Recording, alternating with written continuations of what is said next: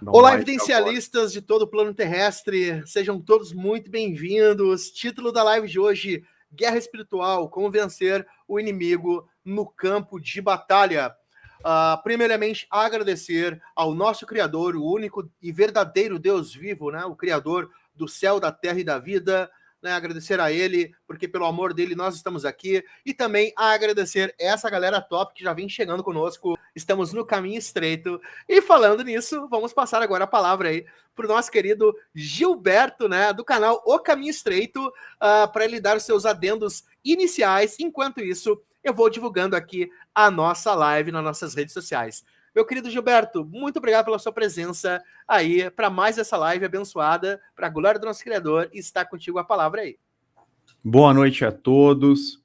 Com a graça de Deus, em nome de Jesus, temos mais esta oportunidade de compartilhar a palavra nesse final dos tempos, meus irmãos. É isso aí, estamos vivendo período de angústia das nações, estamos às portas do Armagedon, as guerras acontecendo. Graças a Deus, temos ainda a oportunidade de falar da palavra que pode nos trazer esperança, que tem o poder para nos trazer a salvação. A Bíblia diz que o justo viverá pela fé, quanto mais neste período agora, um período de incertezas, de preços que estão subindo. Nós estamos vendo tudo o que está acontecendo no mundo, disparando o preço de combustível, alimentos, gás, as pessoas correndo o risco de passarem necessidades, até mesmo com relação às coisas básicas, né, que todos nós precisamos. E então, nessa hora, nós temos que nos apegar cada vez mais a Deus, ao Criador dos céus e da terra, e ao seu Filho amado, o Senhor Jesus. Gilberto, então vou te passar a palavra para você falar aí sobre a guerra espiritual, né, e como vencer o inimigo aí no campo de batalha, né? Uma vez eu ouvi, acho que foi um pastor falando, que se o Criador, Gilberto, liberasse para os seres humanos por 5 segundos, a gente vê, né, o que acontece no mundo espiritual, ia ter tipo um surto coletivo, as pessoas iam enlouquecer de tão forte que é a guerra espiritual, né, Gilberto? Não sei se procede, mas deve ser uma guerra violenta no mundo espiritual, né? Mas então, Procede, Ale, porque quando Jesus consumou a obra de redenção na cruz, Satanás e seus anjos foram lançados na terra. Então eles perderam o acesso aos céus e todos esses demônios, eles estão limitados à terra. Nossa. Algumas pessoas que têm dom de revelação, de profecia, elas conseguem ver de certa forma. Elas têm uma visão assim, entendeu? E é uma coisa impressionante pelo que elas falam. Nossa. É uma coisa assim assustadora. É de Graças a arrepiar, Deus, né? grande parte das pessoas elas nem conseguem ver, porque senão seria muito chocante. Nossa, imagino, cara. Meu Mas Deus. a gente tem que pedir muita proteção. A gente tem que pedir muita proteção para que os anjos do Senhor permaneçam acampados ao nosso redor. Então, Gilberto, tá contigo a palavra aí para nos explicar, né, nos passar informações aí de como vencer, né, o inimigo no campo de batalha nessa guerra tremenda que é a guerra da Rússia contra a Ucrânia, galera. É fichinha, viu, perto da guerra espiritual, né? Então, sim. tá contigo a palavra, irmão Gilberto. Tem uma pergunta do Renan Marques. Ele perguntou o seguinte: Lúcifer, quando caiu aqui na Terra, ele perdeu a essência de majestade que ele tinha lá no céu? Na verdade, ele não perdeu os atributos. Ele continua com os atributos da inteligência, da perspicácia. Acredito eu que até mesmo da boa aparência de um querubim, entendeu? Inclusive no livro de Gálatas, Paulo fala, né, que Satanás ele pode se apresentar como um anjo de luz. E quando a gente falar um pouco sobre a tentação do inimigo no deserto, a tentação de Jesus, a gente vai trazer um pouco dessas questões também. Vai ser uma abordagem bem interessante, meus irmãos. Uma abordagem como vocês nunca viram. Com relação a essas questões de arrebatamento, não é como o sistema religioso fala, tá? Jesus ele vai voltar no meio da batalha final do Armagedon, quando as nações já estiverem em território israelense, e aí ele vai ajuntar a igreja, digamos assim, e a igreja vai se encontrar, se reunir com ele no Monte das Oliveiras. Vai ser tudo aqui na terra, ok? Agora, o sistema religioso ele vai começar a colapsar, porque eles estão pregando tudo errado, eles não estão entendendo cadê o anticristo, da onde que vai vir esse anticristo, cadê o sinal da besta, que eles chamam erroneamente de marca da besta. Então, coisas que aconteceram há séculos e séculos atrás, que eles jogaram lá para o futuro, eles não vão entender, eles não vão conseguir explicar. Isso também vai causar uma quebra de confiança, uma ruptura nesse sistema babilônico. Muitas pessoas, elas agora estão nos procurando para entender as profecias, inclusive pessoas que se opunham a nós, da Igreja de Deus, estão procurando também o evangelista Flávio, para esclarecer o que está acontecendo, porque você pregar hoje que ainda vai vir um anticristo, um grande líder político e religioso hoje, é muita falta de noção, é muita falta até mesmo de bom senso. A igreja não vai para o céu em momento algum, entendeu, meus irmãos? Em momento algum. O que vai acontecer é que na volta de Jesus, os eleitos eles vão ter um livramento, porque eles vão ser revestidos do corpo incorruptível, vai ter as bodas do Cordeiro, vai ter a reunião no Monte das Oliveiras. A maioria das pessoas vai acabar morrendo, seja na guerra, seja na chuva de saraivas de fogo e enxofre, mas ainda haverá o restante das nações no corpo normal, no corpo de carne. Só que serão tantos mortos que vai levar 7 meses para enterrar a todos. Então são 7 meses seguidos para enterrar os mortos do Armagedon, da volta de Jesus. O Renan está com o entendimento equivocado. Ele ainda está esperando o anticristo do islamismo. Isso é impossível, porque já teve a seca do Eufrates. Essas nações islâmicas, elas estão totalmente enfraquecidas. Então não teria como vir um grande líder com poder político e religioso, ainda mais que o anticristo já se cumpriu, é o papado, ele já se assenta num trono querendo ser Deus, ele já mudou as leis, ele já mudou o calendário, tudo que tinha para ele cumprir na Bíblia, ele já cumpriu com precisão absoluta, tá? Ele está sentado sobre muitas águas, muitos povos, então o papado tem influência sobre bilhões de pessoas, fez acordo com os reis da terra, eles têm uma grande quantidade de ouro, de dinheiro, de investimentos, empresas, eles têm influência no mundo inteiro, eles recebem líderes do mundo inteiro, inclusive de outras religiões, eles mudaram os mandamentos, tiraram a questão das imagens, a questão do sábado, mudaram as leis, mudaram os tempos. Assim, tudo foi cumprido com perfeição e exatidão absoluta, não ficou faltando nada. A mudança que o papado fez no calendário, nós não seguimos mais os meses hebraicos, Abib, Nissan, o ano não tem mais 360 dias, agora é 365 ou 366. O irmão Flávio colocou, o papado criou o calendário gregoriano, Papa Gregório, exatamente. Nós não estamos seguindo os meses judaicos originais. O ano não tem 360 dias como tinha antigamente. Marca da besta não existe na Bíblia. O que existe é sinal da besta, tá? Agora você tem que entender quem que é a segunda besta de Apocalipse 13. Porque somente em Apocalipse 13 aparecem duas bestas. Nós temos um estudo nesse sentido muito bem elaborado, só que esse estudo da marca da besta está no canal Terra Plana Reloaded. Foi feito em 2 vídeos, em 2 partes. Mas é relacionado à questão da adoração. Ele antagoniza a marca de Deus. O que a gente pode fazer é o seguinte, Ale, trazer o estudo da marca da besta para a semana que vem, de repente. O que você acha? Eu acho que é muito importante, né? Porque é uma grande dúvida das pessoas isso, Ninguém né? sabe.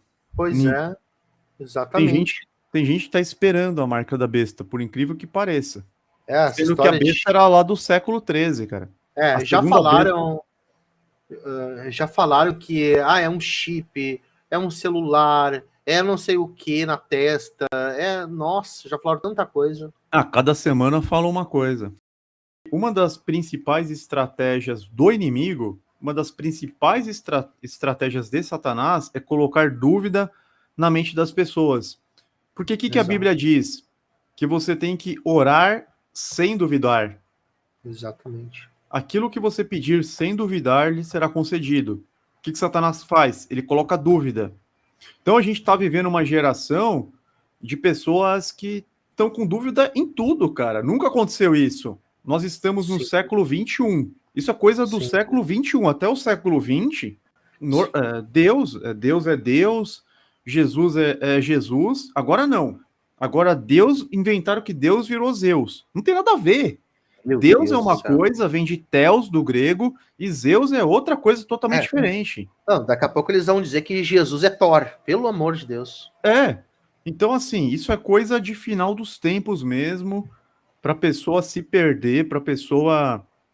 Nossa, cada vez eles inventam um nome, cada vez eles inventam um modismo. Outra coisa também, me perguntam muito sobre os apócrifos. O que eu acho dos apócrifos, o que eu acho do livro de Enoque. Eu falo, tudo bem, mas você já leu a Bíblia inteira? Você já tem um domínio sobre a Bíblia? Ainda não. Então, o que você está perguntando de apócrifo? Se você não leu a Bíblia, o que você está perguntando de livro apócrifo? Primeiro Nossa, leia os 66 livros canônicos, para depois você querer cogitar alguma coisa. exatamente. O Tom, Olha você uma colocou... confirmação, tem um testemunho confirmando o que a gente está falando. O Opa, Gustavo escreveu: Nossa, era exatamente isso que acontecia comigo antes de conhecer o canal do Gilberto. Eu ficava com muita dúvida. olha aí, ó. Então ele Olha aí. ficava preso, ele ficava numa prisão mental nessa questão do nome e deixava toda a Bíblia, toda a sabedoria de Deus de lado. Não vivia as coisas do reino por causa de uma dúvida que youtubers malignos colocaram na mente. Sim, viu só? Ontem, foi ontem, o irmão Flávio tá aí, ele não vai deixar eu mentir. Eu não sei se foi ontem ou anteontem, que eu peguei um vídeo, mandei pro irmão Flávio. Irmão Flávio, olha esse cara aqui. Aquele picareta lá, né? Falando que Jesus vai voltar dia 16. E daí, o irmão Flávio, não, esse cara tá endemoniado, né? Com certeza, né, irmão Flávio? Daí, irmão Flávio, o que o senhor acha? Deu meter o terror, né? Fazer um vídeo aqui desmascarando esse cara. Eu pedi conselho para o irmão Flávio, né? O irmão Flávio, não, faz melhor, ora por ele. Ora por ele. Então, não, beleza. Hoje eu passei por uma batalha espiritual, Gilberto. Hoje eu passei por uma batalha espiritual terrível mesmo. Eu tenho muita facilidade em gravar vídeo, editar o vídeo, né? E daí eu fazendo o vídeo que eu soltei hoje sobre um teste de curvatura ali, né? Eu comecei a errar. Daí daqui a pouco fui de novo, errei de novo. Fui de novo, errei de novo. Opa, mas isso aqui não tá legal. Não tá legal isso aqui, tá estranho. Eu comecei a ficar nervoso. Daqui a pouco eu soltei um palavrão de tanta raiva que eu fiquei aqui em casa. Daí eu falei, não, cara, eu não sou esse cara, velho. Meu Deus do céu. Daí eu comecei a orar. Eu falei, nossa, Senhor, peço a sua presença aqui, Senhor. Acampa seus anjos aqui ao redor de mim, aqui, Senhor, em nome de Jesus. Como eu preciso estar sobre as suas asas aqui, Senhor. Eu invoco a tua presença aqui, Senhor Deus, como está escrito lá em João 14:14, no nome de Jesus. Eu peço a sua presença, Jesus. E comecei a pedir. Daqui a pouco comecei a ficar calmo e fiz o vídeo. Na hora que eu fui editar o vídeo, Gilberto, apareceu a voz de um cara no vídeo. Olha. Apareceu a voz de uma pessoa que estava aqui comigo, porque a voz dele pegou no meu headset. A voz dele pegou, ele falou alguma coisa. Eu tentei várias vezes, eu aumentei muito ali na hora da edição e tentei colocar mais devagar para ver se eu ouvia, mas não dava para entender. Não era português que ele estava falando. Ele falou uma palavra muito curtinha. muito curtinha. Tá no vídeo. Incrível, hein? Eu até deixei, tá aí no vídeo aí, se vocês, assim que a live terminar, vocês tenta prestar atenção, eu vou falando, daqui a pouco vocês vão ouvir alguém falando. Vocês vão ouvir alguém falando ao fundo da minha voz. Por isso que a gente tem que estar sempre orando, né, Gilberto? Sempre, sempre. Sempre, com Tá? certeza, constantemente. Ale, tem uma pergunta aqui no chat, na verdade é um comentário, uma pergunta. Celiomar Drosda. Será que Deus Todo-Poderoso não sabe de antemão as nossas necessidades? Não é questão dele saber ou não saber. É que na palavra dele está dito: aquele que pede, recebe. O que busca, encontra. Aquele que bate, a porta lhe será aberta. Então nós temos que pedir, nós temos que buscar, nós temos que bater na porta, porque Deus instituiu a oração como forma de interação para com ele. Não tem a parábola da viúva insistente? Por exemplo, Deus sabia que Isaac precisava gerar um filho, porque da linhagem de Abraão, Isaac e Jacó viria o Messias. Sim. Porém, Isaac orou durante 20 anos para que Rebeca concebesse. Olha só. Isaac orou durante 20 anos Sim. Ô, para que Gilberto, Rebeca, que era estéril, concebesse. O irmão Flávio colocou aqui: quer palavras ou obras, fazer tudo em nome de Jesus Cristo, dando graças a Deus Pai. Exatamente, tudo em nome de Jesus. O Júnior Barros escreveu: acho que se trata de saber os nossos direitos como filhos de Deus e falar com autoridade e fé fundamentada na verdade. Sim, porque na palavra de Deus tem as promessas para aqueles que o temem, para aqueles que o servem, para os que são discípulos de Jesus. Então nós podemos pedir de acordo com o que está constando na própria palavra, como fez Jabes em 1 Crônicas, capítulo 4.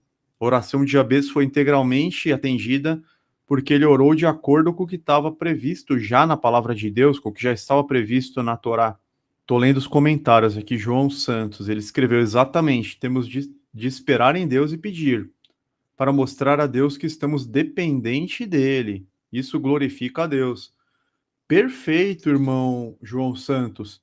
Nós temos que nos colocar na dependência de Deus, clamar a ele, consagrar a ele os nossos planos, porque a gente não pode fazer um plano sem envolver a Deus. Nós não sabemos se nós vamos estar vivos amanhã, não tem como.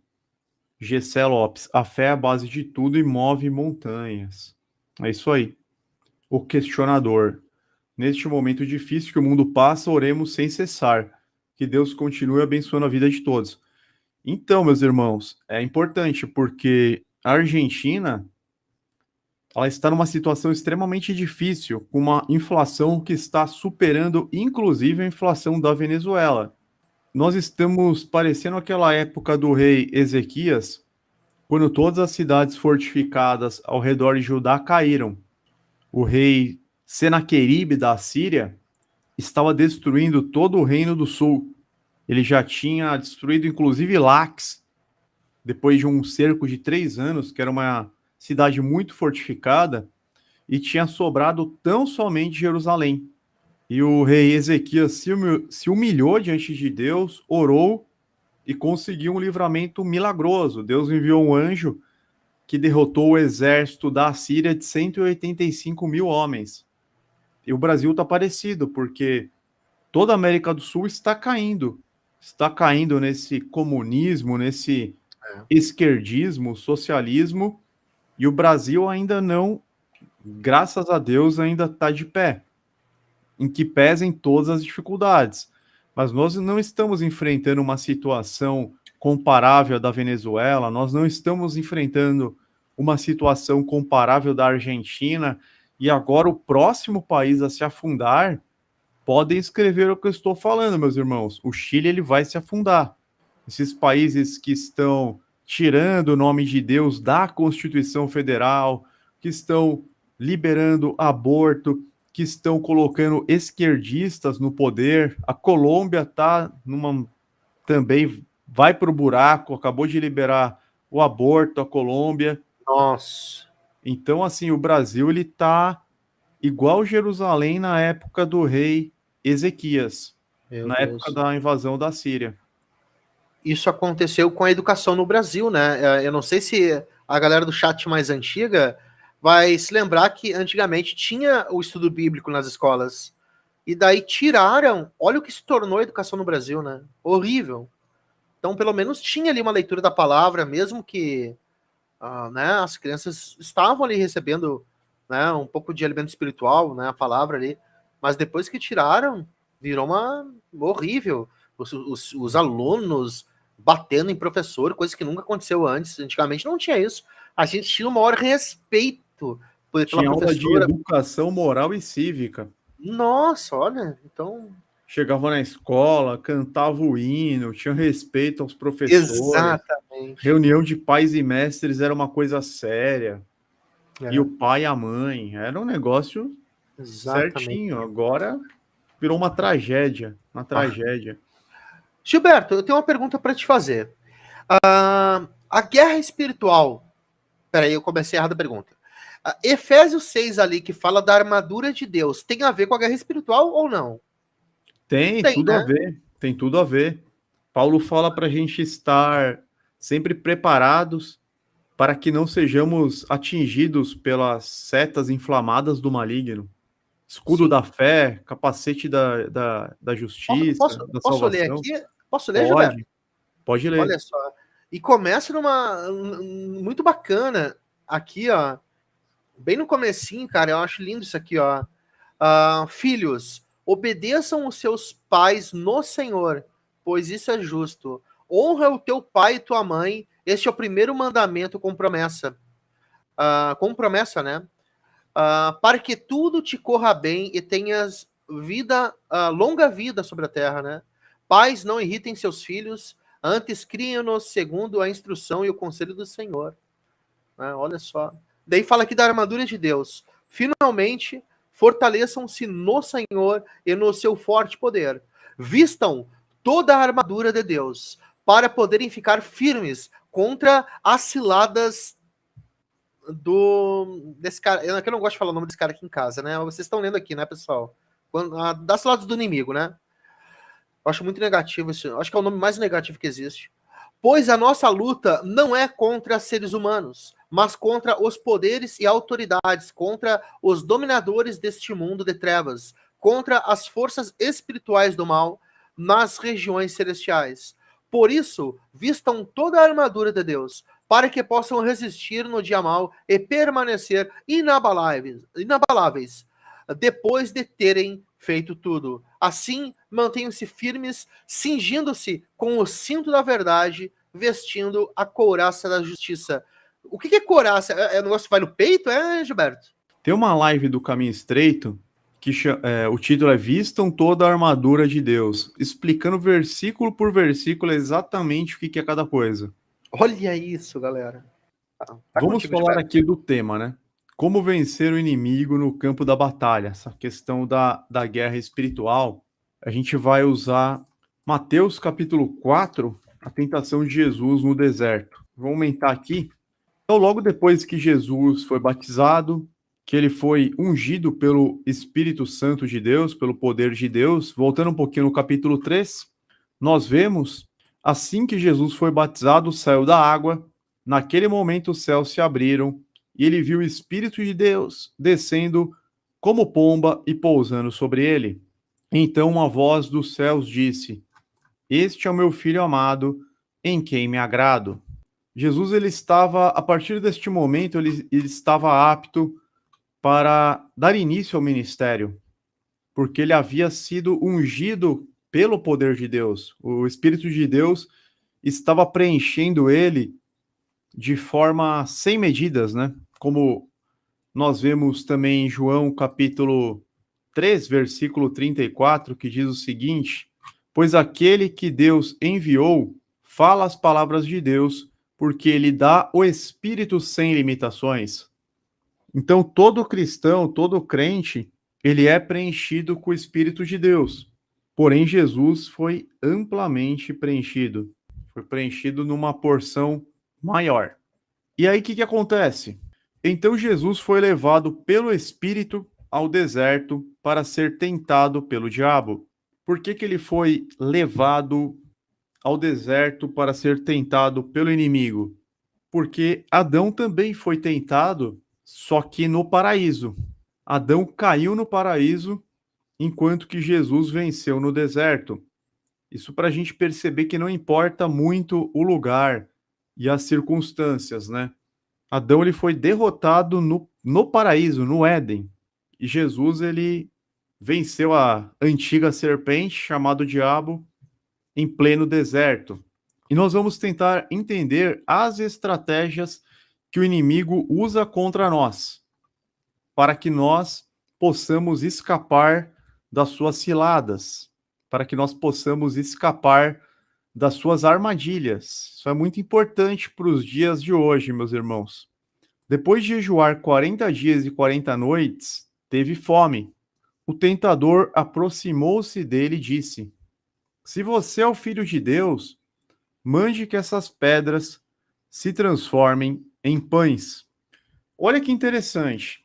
Essa tentação ela começa colocando uma dúvida na mente de Jesus, que é exatamente a estratégia que o diabo usa contra nós. Ele chega para Jesus depois de 40 dias e 40 noites. Então Jesus ele estava no deserto. Aqui essa imagem nós vemos uma imagem que não retrata a realidade exatamente do que aconteceu, porque eu imagino que ele estava coberto de pó. Nós podemos até tirar um print e tentar trazer mais assim próximo do que aconteceu. Depois, imagina 40 dias no deserto, ele deveria estar totalmente coberto de fuligem, de terra, de areia, né? Eu estou cobrindo aqui um pouco, ó, para a gente ver. A roupa com certeza não estava branca, com certeza estava tudo marrom, né? Tudo empoeirado, com fome. Ele deveria estar com uma aparência muito ruim. Eu estou cobrindo ele de pó para a gente imaginar o estado depois de 40 dias, sem banho, sem água no deserto. O diabo ele se aproveitou disso para perguntar, né? Para colocar a dúvida na mente dele. Se você é o filho de Deus. Porque imagina, Satanás ele pode se apresentar como anjo de luz. Então, com certeza, ele se apresentou bem vestido, ele se apresentou.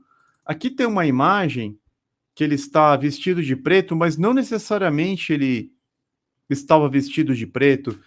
Eu creio que como um querubim, ele estava vestido como se fosse de majestade.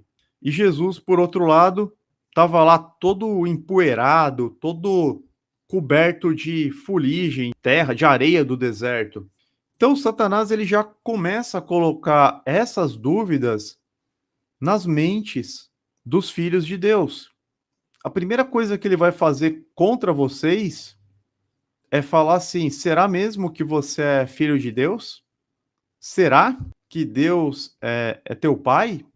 Essa dúvida ele vai colocar na cabeça das pessoas, da mesma forma como ele tentou colocar aqui sutilmente. Então ele fala o seguinte: se você é filho de Deus, mande que essas pedras se transformem em pães.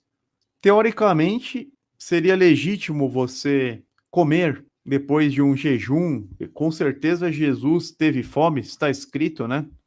Depois de 40 dias e 40 noites ele teve fome, mas ele não deu vazão à vontade da carne. Ele teve que negar a vontade da carne e se manter firme, se manter fiel à vontade de Deus. E aqui nós temos mais ou menos um sistema, um cronograma do sistema de engano do diabo. A primeira tentação, além dela colocar dúvida, ela trata do apetite pervertido do ser humano. Todo ser humano, pelo fato de ter nascido, de herdar o pecado original, a corrupção, todos nós, né, meus irmãos, nascemos com, digamos assim, um defeito de fabricação. Jesus ele não herdou o pecado original, mas ele estava na carne. Quem está na carne tem fome, tem sede, tem frio, tem calor. Mas nós que temos tudo isso e ainda herdamos o pecado original, a gente nasce com um apetite pervertido. Essa aqui é uma estratégia do inimigo contra nós. Então, nós apresentamos intemperança no comer, no beber, no vestir, no trabalhar, na questão de juntar dinheiro, carreira, impulso sexual, etc. As pessoas geralmente elas são atingidas nessas áreas. Algumas pessoas elas têm compulsão alimentar. Então elas apresentam intemperança na questão do comer, elas comem mais do que o necessário, elas comem demais, elas muitas vezes estão acima do peso em razão dessa questão da ansiedade. Elas se sentem ansiosas e acabam comendo a todo momento, abrindo a geladeira, almoçou, aí vai comer um docinho, aí come um biscoitinho, aí come uma bolachinha, aí come uma fruta, aí come não sei o quê. E, tipo, meio que não para de comer. E o diabo, ele inventou essa história, isso vem do diabo, tá? Essa questão de comer de 3 em 3 horas. Porque se você ver na Bíblia, você voltando para a Bíblia, quando Jesus multiplicou os pães e os peixes para aquela multidão, foi no terceiro dia que eles estavam sem comer. Depois de 3 dias sem comer, Jesus teve pena deles, né, porque eles poderiam passar mal no caminho, e fez a multiplicação dos pães e dos peixes. Antigamente, era normal você fazer uma refeição por dia. Normal. Não tinha essa questão aí de comer várias refeições, café da manhã, almoço, lanche, jantar, não tinha isso. E depois o diabo inventou uma coisa pior, né? Você tem que comer de 3 em 3 horas para dar total vazão à carne e não ao espírito. E as pessoas caíram, muitas pessoas caíram nessa armadilha e elas já começam a passar mal. Se fica algumas poucas horas sem comer, elas já começam a passar mal, já começam a se sentir esquisitas, começa a cair a glicose. Então nós somos atingidos aí nessa intemperança no comer, quando antigamente, se a pessoa conseguia fazer uma refeição no dia, já muitas vezes estava ótimo. No beber, quantas pessoas não têm problemas com a gula, mas tem problema com a bebida, com bebida alcoólica principalmente? Nós vemos os bares lotados, ou pessoas que até nem frequentam bares, mas chegam em casa, elas têm que tomar alguma bebida alcoólica para se aliviar, e às vezes elas acabam muitas vezes exagerando. Então ele atua também na intemperança no beber. Existem muitas pessoas que chegam ao final de semana, elas bebem o final de semana inteiro. Ah, agora eu vou tirar o estresse. Então, chega no sábado, que seria um dia santo de guarda, ela toma uma, às vezes 2 caixas de cerveja. Ale, conhece pessoas assim? Bah, várias, meus parentes, nós. É Os assim? gringos não são. É, as gringaiadas, né? Eles tomam vinho, cerveja e. É bem Sem assim mesmo. limite. É, sim. Quando fazem A- churrasco, tem que tomar. Nossa. Tá É um louco. atrás do outro, assim, não tem Sim, sim. uma trava, um filtro. É, não, não tem. Então, É bem exatamente, assim mesmo, ó o gringo. problema. Horrível. Intemperança no beber. A pessoa, É. ela bebe uma atrás da outra até a hora que ela apaga. Tem uma hora que ela apaga, né? Ela apaga, ela vai dormir, e no dia seguinte, se for final de semana, feriado, ela continua. Intemperança no vestir também. Isso acontece muito com as mulheres. Elas têm compulsão, muitas, né? Não estou generalizando, mas muitas têm compulsão por comprar roupas. Alguns homens também. As mulheres, elas têm essa questão de sapatos. Mulheres que têm 200 pares de sapatos, 300 pares de sapatos. Já conheceu alguém assim também, Ale? Pá! Ai, ai. A roupa, o salário vai todo para pro Boticário, tudo pra lá. A Prisca tá com a gente, ó. Sobrou pras mulheres. Um abraço aí. Ela falou, eu sou assim. Perguntar pra Prisca aí quantos pares de sapato que ela tem. Vamos ver aí. Ai, meu Deus. Tudo bom, Prisca? Bem-vinda aí. Coco. Conta pra gente, Prisca. Revela aí quantos pares de sapato você tem ou já teve, assim, no máximo. Os homens, eles são atacados também em outras questões. Caramba! Olha, tem 30 pares, cara. 30 Meu pares de Deus! sapato. Dá pra usar um por dia sem repetir. Olha que maravilha. Eu vou dizer uma coisa pra você sem vergonha alguma. Eu tenho ali um sapato marrom e um preto, e eu tenho um tênis só, né? Que eu uso pra sair. Esse tênis, eu tenho ele, galera, há mais de 6 anos ou 7 anos. Olha. E tá bom. Faz uns 6, 7 anos que eu não compro um par de tênis, cara. Porque eu cuido, não estrago. Assim também. Eu tô com 2 pares, um é aquele velho para ir nos lugares de terra e o outro é o mais bonitinho. Claro, tem, né? Tem a bota que a gente usa, mas comprar um tênis novo porque eu gostei, me apaixonei, isso não é comigo, não. Não é comigo, não. Eu vou pegar só um pouquinho mais no pé das mulheres. Elas têm muita roupa, elas têm isso vestido, é meio que uma tradição, né, para as mulheres, né? Tem vários sapatos, várias roupas, né? Meio que virou uma tradição, né, Gilberto? Uma coisa cultural, né? Sim. O Flá Gomes é macho alfa. Tem camisas que eu uso há 6 anos e quase que não tem par de tênis, assim. Tá da minha turma aí, ó. A Priscila Lopes está salvando as mulheres. Só tenho 2 pares de tênis, uma sandália e um Scarpan. Não sei muito bem o que é Scarpan. É um sapatinho. Peraí, a Prisca tá revelando aí, ó. Apenas 30 melissas, fora tênis, rasteirinha e chinelos. Nossa, deve ter uns 100 pares aí no mínimo, cara. É tipo um roupeiro só para calçados, né? Meu Deus! Caramba! Vamos pegar um pouquinho no pé delas. Aí elas falam assim. As meninas super poderosas aí. Aí as mulheres falam: nossa, você vê o armário cheio de vestido, de blusinha, de tudo que é roupa. Elas abrem aquele armário gigante e não tem roupa para sair. Eu não tenho roupa, não tenho. Se desesperam, cara. Eu preciso comprar roupa, eu não tenho roupa. Mas como assim? O que é essa multidão de roupas nas gavetas penduradas, nos cabides? Tipo um closet, né? Elas têm closet, cara. Homem não tem closet. Pior. Não, pior que tem eu ia falar fresco. Tem uns caras aí que tem closet, velho. Eles têm também. Não, os homens não podem ter closet, não. Cara. Então, né? Pô, caramba. O W. Luiz Munhoz falou: minha esposa tem uns 50 pares.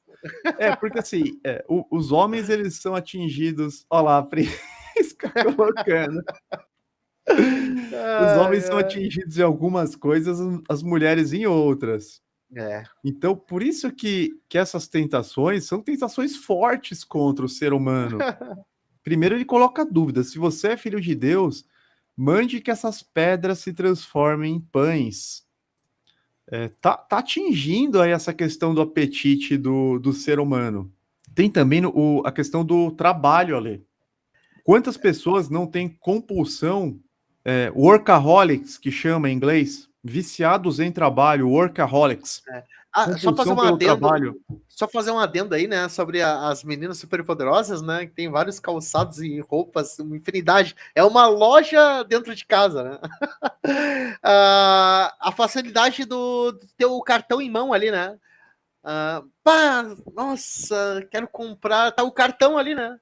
Daí já pega, passa o cartão e fazem algumas vezes ali. Isso aí facilita muito, né? Às vezes nem precisa, né? Quantas de vocês aí? Digita um aí, meninas. A Prisca, toda a galera. Todas as meninas, digita um aí. Quantas vezes vocês compraram algo, assim, ou um sapato, ou uma roupa, que depois chegaram em casa assim, toma, nem precisava. nem tô gostando tanto agora. Digita um aí. A Beth Oliveira falou: eu trabalho como personal organizer. E é verdade, a maioria das mulheres tem mais coisas do que consegue usar. Não, mas o Olha engraçado é só. assim, elas têm mais coisas do que conseguem usar, elas têm muitas coisas, mas quando elas abrem o armário, elas falam que não tem roupa. Aí que é engraçado até. E o irmão Flávio colocou: as mulheres que professam servir a Deus devem se vestir modestamente com decência. É. Recomendação da palavra de Deus. Verdade, o apóstolo Pedro fala isso mesmo. As Ó, cartas das A Mary igrejas já comprou coisa que não precisava. Chegou em casa, pô, nem precisava disso. nem precisava. Olha aí, ó. Vocês vê, né, galera? Então, Ai, ai. aí a gente está falando agora, meus irmãos, da questão da compulsão pelo trabalho. A pessoa ela tem Sim. aquela ambição de conquistar, assim, cargos cada vez mais elevados, coordenação, gerência, diretoria, trabalha dia e noite, não vê os filhos crescerem. Eu tinha um amigo, Ale, tenho Foi. ainda, né? Ele chegou a sair de ambulância da empresa. E Caramba. é, Cara, eu acho que uns 3 anos atrás tu me contou essa história. Tu me contou essa história de um cara que chegava desmaiando no serviço lá, né? sim, ele trabalhava até de madrugada mesmo. Ele colocava umas bolachas na gaveta, ele não saía para almoçar, um negócio loucura mesmo. Sábado ele trabalhava o sábado inteiro. Domingo ele ia também na empresa, trabalhava de domingo. Aí teve um sábado à tarde que ele apareceu em casa. O filho dele tomou um susto. Ele, nossa, o que você tá fazendo aqui? O filho dele tomou um susto quando viu ele. Caramba. Nesse nível, nesse nível. Nossa. Não tô exagerando, tô até reduzindo, cara, porque o negócio foi grave mesmo. É No que. Japão tem essa cultura, o trabalhador lá, o funcionário mais exaltado é aquele que trabalhava quase que 24 horas por dia, né? Então ele tinha que chegar cedo lá no escritório, trabalhar até 9, 10 horas da noite, aí voltava para casa só para comer rapidamente e dormir, logo cedo já tinha que estar de volta no escritório. E Sem no vida, né? Japão acontece das pessoas morrerem nem dá tempo de morrer em casa, né? Elas morrem no escritório mesmo. Meu Deus. O irmão Flávio até trouxe outros vícios, além da compulsão alimentar, a questão da internet, de jogos também. Eu esqueci de colocar jogos aqui. Tem também a compulsão por juntar dinheiro. Às vezes o cara já tá milionário, cara, já tem um monte de aplicação de investimento, só que ele não consegue parar. Ele tá com 80 anos, ele não consegue parar, ele nem aproveita o dinheiro. Ele vai juntando, juntando, juntando, formando patrimônio, juntando. É. Aquilo vira uma obsessão completa, perde o sentido. Que nem esses políticos, tipo, pega José Sarney, Fernando Bah, Henrique com 90 anos. O cara tá com 90 anos, ele não consegue parar. Não bah. sei se ele pensa que ele vai viver para sempre, não sei o que acontece na cabeça dessas pessoas. Tem a É. compulsão também sexual, fornicação, né? A pessoa ela sai com todo mundo, com um monte de gente, não tá nem aí. Aquele negócio ali do trabalho, e tu falou uma coisa bem isso mesmo, né, Gilberto? Porque os caras, nossa, trabalham, e daí adquirem um monte de bens. Só que o que o ser humano precisa? O que nós precisamos para ser felizes? Cara, tu tem a tua casa ali, o teu carro. Pô, quer ter algo a mais? Tá? Uma casa na praia, um sítiozinho? Cara, tu já é uma pessoa super feliz, né? Sim. Tendo, cara, não precisa muito mais que isso, não. E tem pessoas que, nossa, é bem isso, né? Não, comprar mais e não sei o que. Não tem limites, não tem limites. É, Então você vê e, pessoas já com uma idade muito avançada que não conseguem parar de correr atrás do dinheiro de forma é, alucinada. Às vezes escravos a pessoa de. tem várias aplicações milionárias, o dinheiro tá lá rendendo juros, cara, juros sobre juros, juros sobre juros. Ele tem, sei lá, 20 aplicações, tem não sei quantos imóveis, só que ele só fica naquela. É uma prisão mental. Ele Nossa, fica naquilo, eu preciso de mais, eu preciso de mais. E de repente ele morre, deixa tudo. A meu parábola Deus. lá do rico do celeiro. O que E daí tens preparado e para quem será? a mulher dele casar com o outro e o outro vai desfrutar as coisas. Nesta mesma noite pedirão a tua alma. Nossa. O que tens preparado, para quem será? O cara, ele não tinha juntado nenhum tesouro nos céus. Tem pessoas que têm compulsão por carreira, essas que não veem os filhos crescerem, que só pensa na carreira, não pensa em mais nada na vida, né? Elas só querem atingir aquele cargo mais alto, também não tem sentido nenhum. Quando ela atingir o cargo, ela vai ver que ela é totalmente infeliz, que ela não construiu nenhuma relação afetuosa, que ela é totalmente pobre para com Deus, porque a pessoa que tem o apetite pervertido com relação à carreira é uma pessoa sem Deus, uma pessoa que focou tudo nessa questão aí de status, de cargo, de disputa, e muitos estão também nessa questão da perversão sexual. Isso é um problema. Até a cultura do Brasil meio que eleva esse problema, né, no patamar absurdo, né? Quem se lembra aí dos anos 90, que era a televisão, cara, era uma coisa de louco. Era crianças, galera, tá? Não tô falando de adolescente, tô falando de criança. Em programa de auditório, Gugu, Faustão, que não sei o quê, dançando a dança da garrafa. Quem é que lembra disso aí? Isso é terrível, cara. E todo mundo achava normal. E todo mundo achava normal, cara.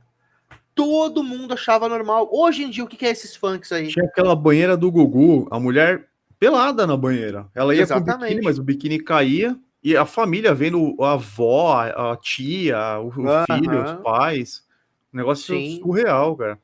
E esse negócio de funk hoje em dia? Cara, crianças, adolescentes ali, cara. Nossa, uma degradação moral ali horrível, né? Eu acho. Sabe o que eu acho lindo, cara?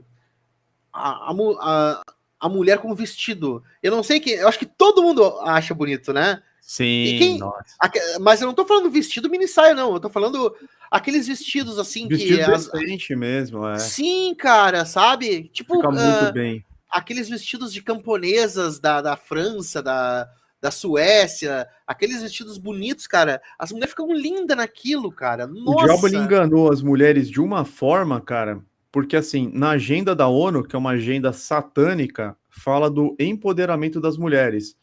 Só que o empoderamento é falso, na verdade é o enfraquecimento. Porque o poder verdadeiro da mulher, a mulher para ela ter grandes conquistas, ela tem que trabalhar na parte da delicadeza, ela tem que ser muito feminina. Então, assim, é o contrário do homem, entendeu? Vamos supor, o poder do homem está na força física, na questão mais racional, e a mulher está na delicadeza, na questão mais emocional. Pensa bem, quando foi emitido aquele decreto na época do rei Assuero, no livro de Esther, para a destruição dos judeus, Esther foi falar com o rei a pedido de Mordecai para que o rei revogasse o decreto. Só que o que Esther fez? Ela foi lá bater de frente com Assuero. Você tem que revogar esse decreto, não admito isso. Ela foi tentar medir forças com ele, ou ela foi toda delicada, toda arrumadinha, depois de fazer um jejum de 3 dias. Ela foi totalmente fragilizada falar com ele ali. Olha o que a Bíblia nos ensina. Ela conseguiu reverter o mundo, né? A situação lá dos judeus. Sim. Então, o que ela fez? Ela fez 3 dias de jejum. Ela se vestiu, colocou o melhor vestido, colocou perfume, foi lá toda feminina, toda delicada, apareceu na frente do rei sem ter a permissão prévia, sendo que se ele não levantasse o cetro, ela seria condenada à morte. Mas quando ele viu aquela figura delicada, feminina, fragilizada, na hora ele concedeu tudo o que ela pediu. Olha, e ela conseguiu reverter toda a situação. Então, essa foi a primeira tentação. Mateus, colocar aqui. Eu tive que reiniciar o computador, deu um pouquinho de trabalho, mas graças a Deus estamos de volta. Amém, amém. Então, o diabo atacou nessa questão do apetite pervertido do ser humano. Se você é filho de Deus, primeiro ele colocou a dúvida, que ele tenta colocar essa dúvida em nós, mande que essas pedras se transformem em pães. Jesus respondeu: está escrito, nem só de pão viverá o homem, mas de toda a palavra que procede da boca de Deus. Então Jesus ele cita um trecho bíblico aqui da Torá, Deuteronômio 8:3, que Deus humilhou o povo no deserto para mostrar-lhes que nem só de pão viverá o homem, mas de toda a palavra que procede da boca do Senhor. Então Jesus, conhecedor da palavra, ele se defendeu citando a Torá, citando o livro de Deuteronômio, capítulo 8, versículo 3. É importante para que nós possamos enfrentar e vencer o inimigo, conhecer a palavra de Deus. Jesus se defendeu com a Bíblia. No verso 5, então o diabo o levou à cidade santa, colocou-o na parte mais alta do templo e lhe disse: colocou Jesus no pináculo do templo. De novo, colocou a dúvida: se você é o filho de Deus, porque Satanás ele se apresentou como um anjo bonito, de luz, enquanto que Jesus estava nessa condição aqui, né? A gente deixou ele todo empoeirado de propósito. Ele não estava se parecendo com o filho de Deus. Ele estava parecendo assim, pior do que um mendigo, assim, pior do que. Eu tô falando aparência externa, né? Todo empoeirado, todo coberto de areia, de terra, o cabelo, tudo. E de repente, e do outro lado, um querubim. Então imagina, um querubim colocando essa dúvida na cabeça dele.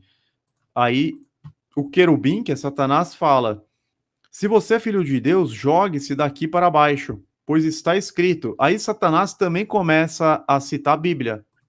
Satanás cita justamente, ali, o Salmos 91. Olha a ousadia dele. Sim, tem um mistério aí, né? Notem, galera, notem enquanto o Gilberto vai lendo, notem que Jesus, toda essa tentação, o que ele fez? Jesus venceu o inimigo, né? Com a palavra. Toda vez que ele atentava a Jesus, mandava a tentação, Jesus mandava uma palavra da Bíblia para ele, né, Gilberto? Sim.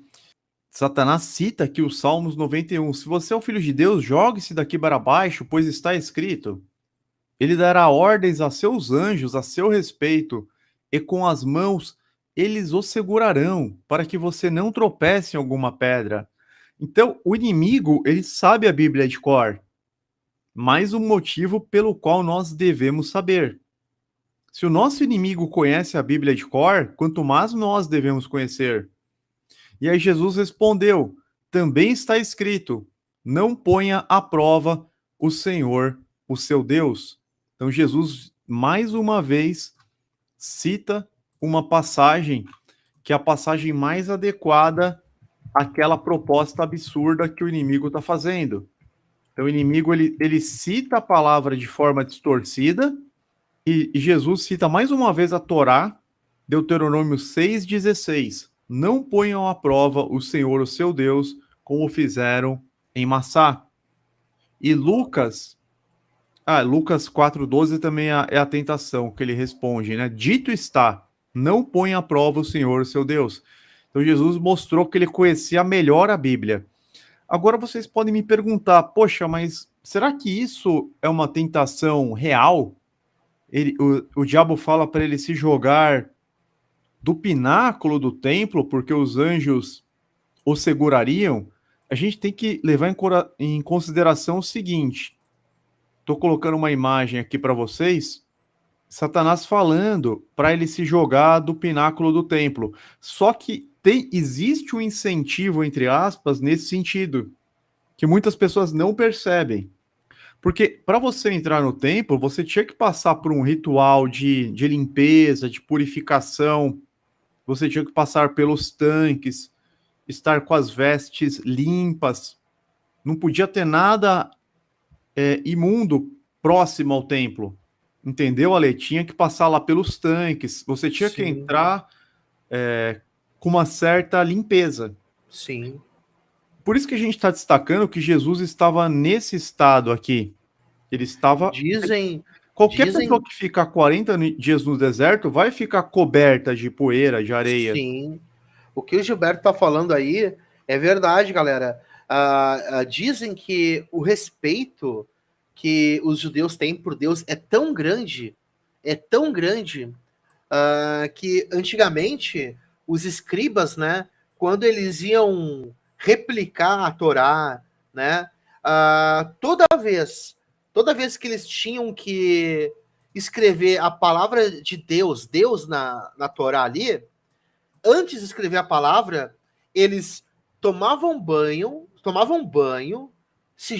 jejuavam, trocavam ali a pena, não sei com o que eles usavam ali, se era um pedacinho de carvão ou uma pena ali, né, com uma espécie de betume para sair a letra ali, trocavam, pegavam uma nova e depois escreviam o nome de Deus ou uma menção a Deus ali. Exatamente. Se isso era real, imagina entrar no templo, né, Gilberto? Então, ó, Jesus, eu estou desenhando aqui para vocês terem uma noção melhor. Ele estava mais ou menos ao final dos 40 dias nesse estado aqui. Vamos colocar uma ampliação para quem está no celular. A O irmão gente Flávio pode. colocou ó, os banhos mikvah. Você tinha que ter aqueles banhos mikvah para entrar no templo. Olha só. E Jesus, Ah, ele estava. Agora, quem está no celular está conseguindo ver. Ele estava nesse estado bah. de. Assim, não estava limpo e asseado, porque não tem como. Fica 3 dias no deserto, você já fica assim, imagina 40.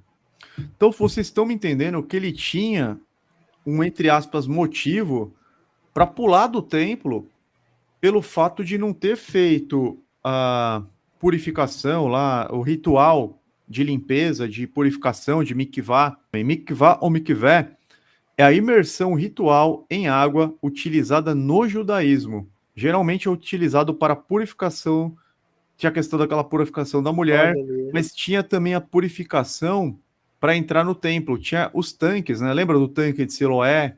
Sim. Ver para Pode sim, irmão Flávio. Posso tocar caixinha de boca ali? Pode sim, olha aí, ó. Já temos aí quem vai fazer a live de adoração. O irmão Flávio, ó. O irmão Flávio, né? Como eu falei, Gilberto. O irmão Flávio ali, ó. Vai tocar caixinha de boca pra nós. E toca bem, irmão Flávio, hein? É Maravilha, muito massa. maravilha. Para quem não sabe, o mikvah moderno parece uma piscina em miniatura. Então, lá em volta do templo, tinha os tanques para eles entrarem de forma limpa, purificada, de acordo com os ritos do judaísmo. E Satanás leva ele na condição inadequada, digamos assim. Ele estava num lugar santo, aqui, ó, o pináculo do templo, essa parte mais alta. Vocês estão conseguindo ver? O Diz que pináculo é a era bem parte alto, né? O templo mais era bem alta. alto, né? Então, existia um motivo no Antigo Testamento, entre aspas, para que ele quisesse sair de lá o mais rápido possível, para que Jesus... Então, essa tentação, ela tem muito sentido na Antiga Aliança, no judaísmo, porque Jesus, teoricamente, ele não poderia estar no templo naquelas condições, sem ter cumprido o rito de purificação. Então, Satanás falou, oh, você está violando aqui o rito da mikvah, você não está puro, você tem que pular. E além disso, na palavra está dito que se você pular, Deus dará ordens aos anjos dele a teu respeito para que você não tropece em alguma pedra. E essa tentação, que ela mexe com qual aspecto da esfera humana? Justamente com a questão da presunção. Então, item 2, presunção. Fazer com que acreditemos que a nossa vontade e bem-estar é o que importa acima de tudo. A vontade de Deus deveria se moldar a nossa. Mexe com isso, porque olha, se você é filho de Deus, se joga aqui. Ele dará ordens ao seu respeito. Então está mexendo também com a presunção. Com as mãos eles o segurarão. Alguém um pouco mais soberbo poderia falar, não, realmente, né? Realmente tá, a palavra tá me garantindo isso, tal. Então eu vou aceitar essa sugestão. Muitas pessoas caem na questão da presunção, por acharem que são mais do que... A Bíblia fala que, na verdade, nós nada podemos por nós mesmos, que todos os dons, todos os talentos, todas as boas dádivas, elas vêm do alto, elas vêm do Pai das luzes. Todos os talentos que nós temos, nós recebemos de Deus para que possamos devolver em dobro. Então, não tem ninguém que possa se gloriar de alguma coisa. Se a pessoa é inteligente, se a pessoa é muito inteligente, ela recebeu aquela inteligência da parte de Deus.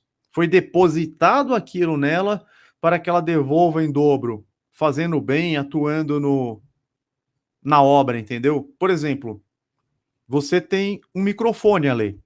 Isso é um talento. E aí você usa para propagar coisas boas, a verdade, sobre a criação, sobre a palavra. Então, de certa forma, você está devolvendo esse talento. Ó, irmão Flávio, aí, parabenizar nosso irmão Flávio.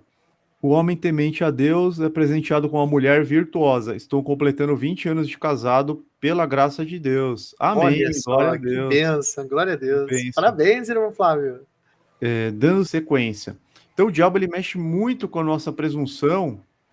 Às vezes ele quer fazer com que nós pensemos que somos especiais, e é justamente onde começa a entrar o orgulho, começa a entrar a soberba, a gente começa a achar que é mais do que é, e ali é uma das piores armadilhas possíveis que nós possamos cair, porque a soberba precede a ruína. Provérbios 16, vamos pegar aqui. No verso 5, o Senhor detesta os orgulhosos de coração, sem dúvida serão punidos. Olha o perigo de uma pessoa orgulhosa. Deus, ele odeia, ele detesta os orgulhosos. Nossa. Sem dúvida serão punidos. Está garantido que os orgulhosos vão ser punidos. Por isso que Jesus falou também, né? Se vocês não tiverem o coração como de uma criança, não entrarão no reino dos céus. Exatamente. Muito a criança, bem. A criança não é orgulhosa, não tem isso dentro dela. E no verso 18, o orgulho vem antes da destruição. Em algumas versões está a soberba, né? A soberba, ela é... A pessoa orgulhosa se torna soberba. Ela começa a realmente se achar, se exaltar. Então a soberba vem antes da destruição. O espírito altivo antes da queda. Se Jesus começasse a ter esse pensamento, essa presunção, era capaz dele pular. Não, realmente Deus vai dar ordens para os anjos dele me segurarem. Não, realmente eu sou filho de Deus, eu vou pular. Mas não, ele não caiu nessa. E ele também não caiu na armadilha pelo fato de estar ritualmente impuro, digamos assim, para adentrar no templo, porque ele não foi lá por vontade própria. Ele estava totalmente fragilizado, ele foi levado por Satanás. Imagino que ele foi levado assim. Eu imagino que ele tinha perdido muito peso depois desses 40 dias. E foi como tipo que você vai enfrentar um querubim? Foi tipo transladado, né? Sim, sim. Foi transladado mesmo. Ele não teve como evitar isso. Foi uma prova. E depois a tentação continua. Aí Jesus responde os Salmos 91 com Deuteronômio 6,16. Não ponha à prova o Senhor seu Deus, ou não tentarás o Senhor seu Deus. Então a pessoa ela não pode falar assim, eu confio em Deus, então eu vou subir o morro e vou pregar para o líder dos traficantes. Calma, você vai acabar morrendo. Não é assim, entendeu? Que as coisas funcionam. Você tem que ter prudência, você tem que ter cautela, você tem que ter sabedoria, você tem que fazer as coisas na hora certa, com direção, com discernimento. Uma das coisas que a gente tem que pedir muito para Deus, de dia e de noite, é sabedoria. A pessoa ela não pode... eu sou de Deus, então eu vou entrar no terreiro da Umbanda e vou repreender tudo. Nossa, a vida dela vai virar de cabeça para baixo. Isso aí não tem perdão. Para quem não sabe, galera, esse exemplo que o Gilberto deu, esse é o que a Bíblia fala que não tem perdão, é o pecar contra o Espírito Santo. Muitas pessoas já sentiram medo, né? Nossa, será que eu já pequei contra o Espírito Santo? Nossa, será que eu falei alguma coisa, cometi algo que eu não vou ter perdão? Não é bem assim. O que é pecar contra o Espírito de Deus? A pessoa é convertida, a pessoa se converte, a pessoa é batizada no nome de Jesus, daí depois de um tempo esfria e vai para uma religião pagã, ou por exemplo, para essas religiões que tocam tambor, essas coisas, vai lá, começa a fazer simpatia, começa a fazer feitiços, nega completamente o Espírito de Deus. Isso é o negar, esse é o pecar contra o Espírito Santo que a Bíblia fala que não tem perdão. É isso aí, tá, galera? Então tem que ter muito cuidado aí. Exatamente o que o Gilberto falou, né? E olha que interessante, Gálatas 6:3. Se alguém se considera alguma coisa não sendo nada, engana-se a si mesmo. Isso aqui é um banho de água fria contra a soberba, contra o orgulho. A gente sempre tem que estar com esse versículo na nossa mente. Se alguém se considera alguma coisa não sendo nada, engana-se a si mesmo. Isso aqui é um choque de realidade, mas que nós precisamos. E teve uma irmã, a irmã Beth Oliveira, que ela colocou Tiago 1,17. Toda boa dádiva e todo dom perfeito vem do alto, descendo do Pai das luzes, em quem não há oscilação, como se vê nas nuvens inconstantes, Amém. onde não há sombra de variação. Então, toda boa dádiva e todo dom perfeito, todas as habilidades que nós temos, dons do Espírito, talentos, vem do alto, descendo do Pai das luzes. É como se fosse algo que é acreditado em nós para que nós façamos as boas obras preparadas pelo Espírito de Deus. Mas às vezes as pessoas elas utilizam essas habilidades tão somente para o seu benefício próprio e não utilizam para o reino de Deus. Então elas, o que acontece? Entra naquela parábola das minas ou parábola dos talentos, no servo que enterra o talento, no servo que enterra a mina. E aí ele é condenado, porque aquilo não deu frutos nenhum. Tanto que o Senhor fala, você deveria pelo menos ter colocado no banco para que o banco me pagasse juros, mas você enterrou, então você está fora, você vai para as trevas exteriores e ali haverá choro e ranger de dentes. Complicado, nós temos que usar para o reino. Continuando aqui, na tentação. Agora a última tentação. Versículo 8. Depois o diabo o levou a um monte muito alto e mostrou-lhe todos os reinos do mundo e o seu esplendor. Isso aqui já prova a terra plana, certo, Ale? O diabo o levou a um monte muito alto e mostrou-lhe todos os reinos do mundo, o seu esplendor. Se fosse uma bola, como que ele ia ver todos os reinos do mundo? Não teria como. Não tem como. Cristão que defende o globo, você pode ficar com os dois pés atrás.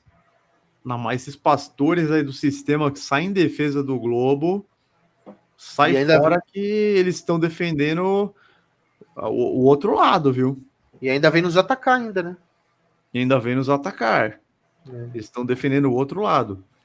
Mas Jesus disse... Não, e Satanás complementou, né? Mostrou para ele todos os reinos e o seu esplendor. Ele disse, tudo isto lhe darei se você se prostrar e me adorar. Aqui é uma dupla tentação. Por que dupla tentação? Porque primeiro ele oferece todos os reinos do mundo. Depois ele fala que Jesus tem que adorá-lo. Eu já vou explicar. Aí Jesus lhe disse, retire-se, Satanás, pois está escrito, adore o Senhor, o seu Deus, e só a ele preste culto. Daí Jesus venceu, então o diabo o deixou e os anjos vieram e o serviram. Então, por que eu estou falando que aqui está contida uma dupla tentação? Primeiro, dos reinos em si, que ele teria todos, já que passaram a ser do domínio de Satanás quando Adão perdeu o governo. Adão era o governador da terra, nomeou todos os animais, andava com Deus na virada do dia. De repente, Adão perde o controle para o Deus com D minúsculo deste século, para o príncipe desta era. O príncipe desta era perdeu acesso aos céus. Jesus fala isso em João 12:31. Chegou a hora de ser julgado este mundo, agora será expulso o príncipe deste mundo. Então, é bíblico, certo? Jesus falou, agora será expulso o príncipe deste mundo. Querendo ou não, Satanás se tornou o príncipe deste mundo. Por isso que todo o sistema é maligno. Por isso que a gente fez lives já explicando a pirâmide de controle do sistema. A Bíblia diz que nós somos de Deus, mas que o mundo todo jaz no maligno. Porque o controle ainda dessa terra está com o nosso inimigo. E quando Jesus fala chegou a hora dele ser expulso, ele foi expulso do céu. Ele perdeu o lugar nos céus. Exultem os céus, porque o diabo foi precipitado, foi lançado na terra. Mas ai dos habitantes da terra, porque o diabo sabe que lhe resta pouco tempo. Então, quem está controlando este mundo, por enquanto, é o inimigo, é o príncipe deste mundo. Por isso que ele tem entre aspas, legitimidade para oferecer os reinos a Jesus. No Evangelho de Lucas, ele fala que ele recebeu tudo aquilo. Lucas 4, verso 5. O diabo o levou a um lugar alto e mostrou-lhe, num relance, todos os reinos do mundo. Ele disse, eu lhe darei toda a autoridade sobre eles e todo o seu esplendor, porque me foram dados e posso dá-los a quem eu quiser. Aqui, na verdade, ele não está mentindo. Satanás fala, eu vou te dar esses reinos porque esses reinos me foram dados e eu posso dá-los a quem eu quiser. E Jesus, ele não contraria Satanás nessa questão. Jesus, ele fala, adore o Senhor, o seu Deus, e só ele preste cultos. Eu não vou te adorar, ainda que você esteja no controle provisório deste reino, desses reinos. Tanto que Jesus fala para Pilatos, agora o meu reino não é deste mundo. Ele não fala que não é. João 18:36, parte final. Mas agora o meu reino não é daqui. Mas será. Dentro de alguns anos, Jesus vai reinar literalmente aqui, presencialmente. Vai se assentar no trono de Davi em Jerusalém, nessa Jerusalém, e ele vai tomar todos os reinos. Isso está dito no Salmo 110, isso está dito no Salmos 2, isso está dito em João, está muito claro. Mas o diabo tentou antecipar isso para ele. O diabo estava vendendo uma facilidade. O diabo falou, olha, já toma os reinos agora. Você não precisa morrer, ser crucificado. Já, ó, você já é o filho de Deus, já tô te oferecendo os reinos agora. Porque eles foram transferidos para mim e eu posso dá-los a quem eu quiser. Só que você tem que me adorar. Vocês estão entendendo a perspicácia do inimigo? O inimigo é muito perspicaz, ele é muito inteligente. Opa. Por isso que nós temos que orar pedindo a mente de Cristo para que a nossa inteligência seja superior à dele. Não a nossa em si, né? Mas para que a gente receba sabedoria, que é dom de Deus, e a mente de Cristo para que nós possamos andar como Jesus andou. Isso nos consola também muito, essa passagem bíblica, porque o inimigo, sabendo que era Jesus, com certeza ele usou das piores tentações que ele poderia usar. Usou. E sabendo que ele era Jesus, né, para tentar derrubar Jesus. E então isso quer dizer o quê? Que as tentações que nós passamos não são, nem se comparam com o que Jesus passou, né, Gilberto? Você oferecer pão para quem está 40 dias sem comer, e ainda com a justificativa que você tem o direito de comer porque você é o filho de Deus, então. Depois você fala para a pessoa pular do templo porque você está ritualmente impuro, você não poderia estar no templo naquelas condições. Jesus estava se sentindo mal de estar daquele jeito, todo sujo, sem o ritual da purificação. Sim. E depois ele oferece os reinos para um homem que tem a promessa de ser rei. Deus já tinha a promessa de Jesus, que Jesus seria rei. E Satanás tenta confundir a cabeça de Jesus para dar a entender que aquela promessa estaria sendo cumprida naquele momento. Lembrando que ele estava extremamente fragilizado. Extremamente fragilizado. Quando eu faço jejum de 24 horas, no final eu já fico meio assim, sabe? No final já não tô 100%. Imagina 40 dias. Nossa, é o limite do corpo humano. O ser humano, ele consegue ficar 3 dias sem água e 40 dias sem comer. Nos primeiros dias, o que acontece? O teu organismo, nos primeiros dias, o teu organismo ele vai sugando toda a energia que tem na tua corrente sanguínea, depois ele passa a consumir a gordura que você tem armazenada no seu corpo, e quando vai chegando perto dos 40 dias, ele já consegue, ele já começa a consumir os próprios órgãos. Ele vai tirando ali ele começa a se devorar o organismo. Sim. Literalmente. A irmã Então, Paula, é o limite, Jesus chegou no limite ali. a irmã Paula Arias, ela colocou: Irmão Gilberto, a guerra espiritual é maior quando oramos em propósito, com intensidade ou no jejum.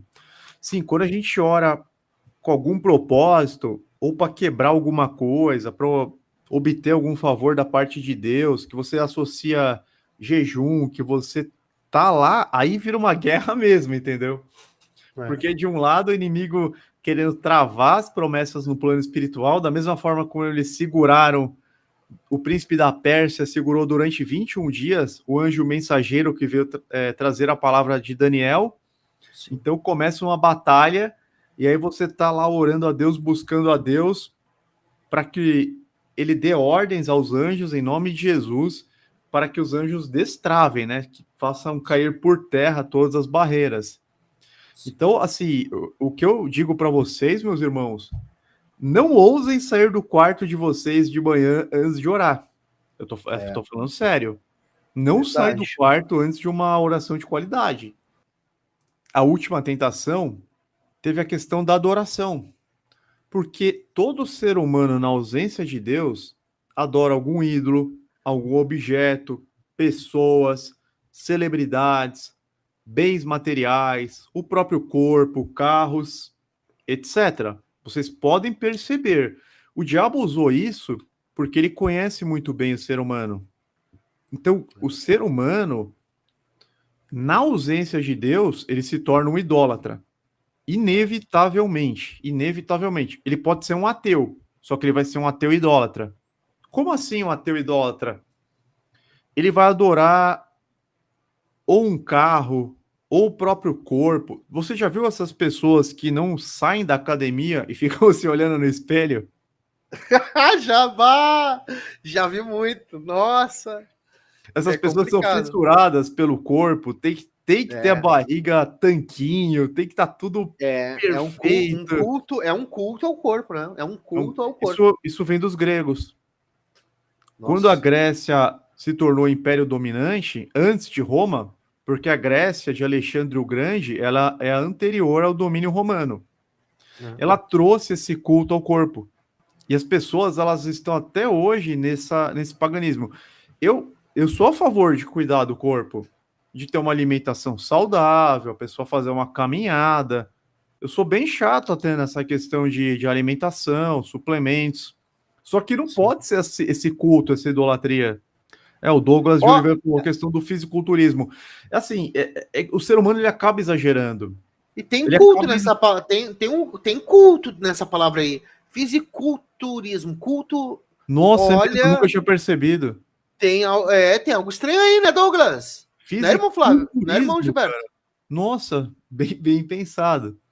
Tem algo estranho ali, cara. Então, será que vale a pena você... Sei lá, a gente está vivendo aí uma época de angústia das nações, Jesus às portas para voltar. Eu não tô contra as pessoas fazerem exercício para a saúde, não sou contra.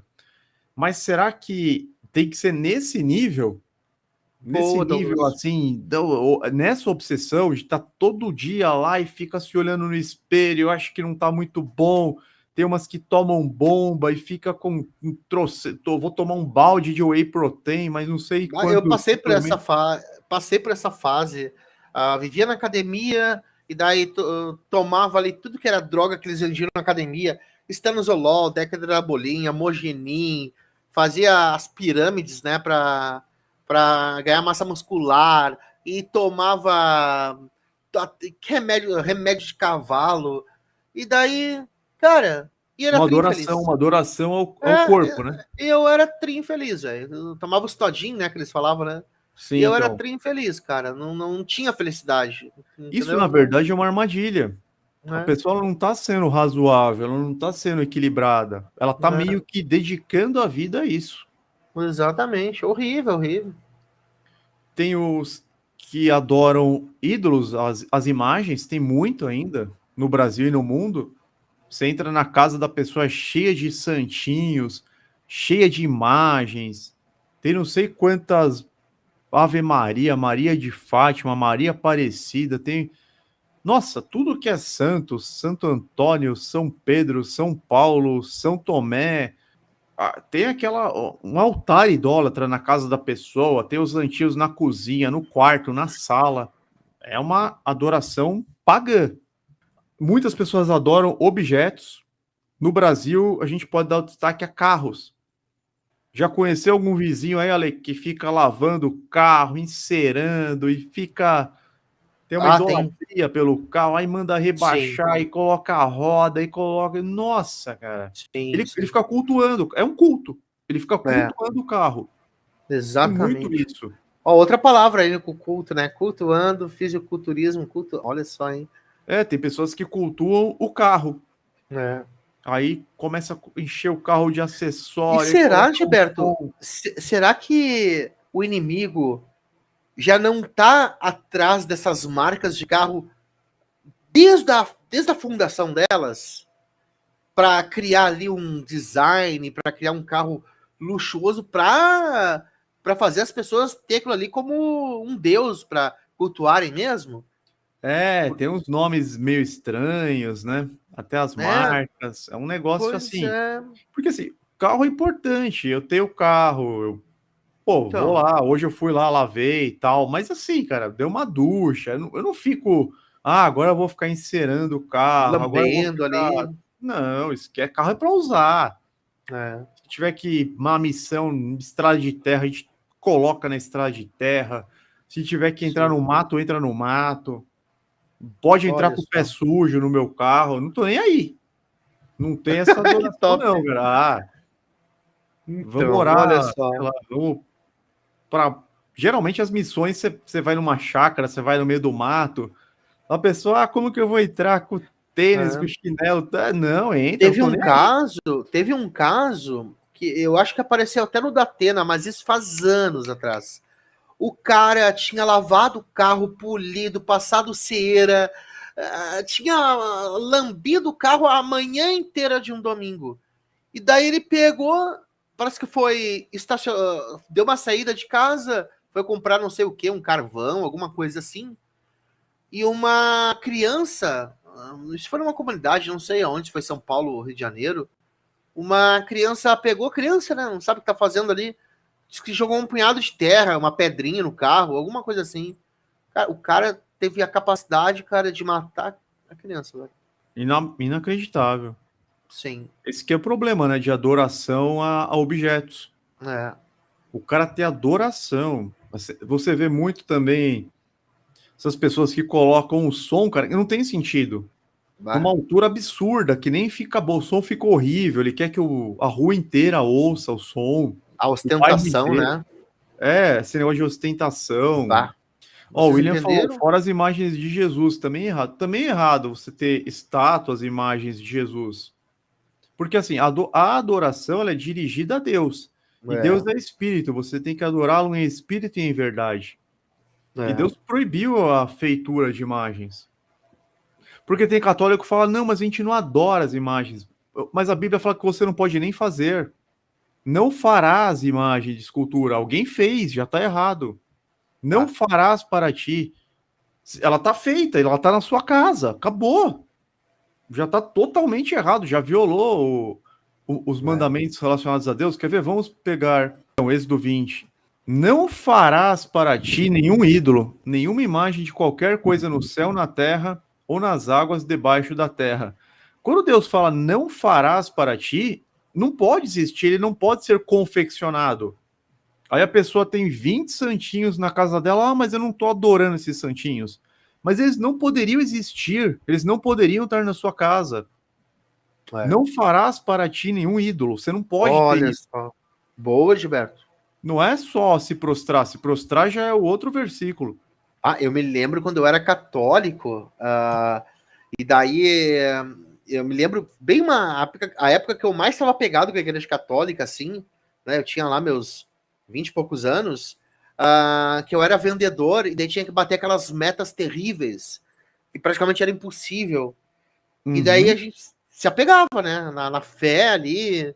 E daí eu me lembro que tinha uma igreja católica bem perto do local onde eu trabalhava. Daí no horário do almoço, eu comia bem rapidinho, no horário do almoço ia lá orar por uma estátua de Nossa Senhora. Pô, eu tenho o maior carinho, né, o maior respeito por Maria. Mas hoje eu sei que a gente não deve adorar Maria, e sim dar glórias e orar ao Deus de Maria. É diferente, né? E eu me Por lembro, cara, intermédio de Jesus, sim. Nós temos que dirigir exatamente, as nossas orações a Deus Pai por meio de Jesus, ou em nome de Jesus, exatamente. que é o único mediador entre os homens e o Todo-Poderoso nas alturas. Bah, e eu me ajoelhava para aquelas estátuas, cara. Nossa, que loucura, né? Que bom que você se arrependeu a tempo, pediu perdão, É, sim. porque você É não pode católico, né? ter Era isso em casa. católico. Católico Se faz alguém isso mesmo. tiver alguma coisa em casa, alguma imagem, isso pode até atrair demônios. Você tem que limpar a casa. Às vezes ficou de um tempo Olha aí. antes da sua conversão, às vezes você ganhou de presente de alguém, você tem que limpar a casa. Olha só, hein?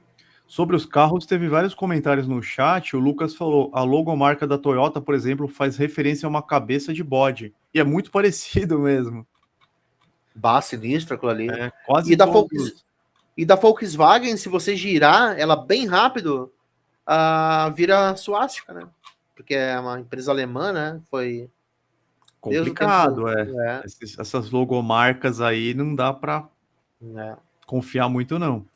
Que mais que entra nesse sistema de engano relacionado à adoração? Adoração a pessoas é muito comum no mundo inteiro. Tanto que existem as celebridades, existem os ídolos. Então, você chamar alguém de celebridade é adoração à pessoa. Não pode existir isso, celebridade. Essa palavra não poderia existir. Ela é uma celebridade. E o pior é que as pessoas elas reagem de uma forma totalmente inconsequente. Porque assim, vamos supor, entrou uma pessoa famosa num shopping. Fica todo mundo cercando ela em qualquer lugar, num restaurante. As pessoas cercam ela querem tirar foto, pedir autógrafo. Se torna um objeto de culto, de adoração. Não importa se a pessoa é famosa ou não é, você tem que passar reto, cara. Não tem isso. Ah, você tem os ídolos, agora você tem as celebridades. Tá errado.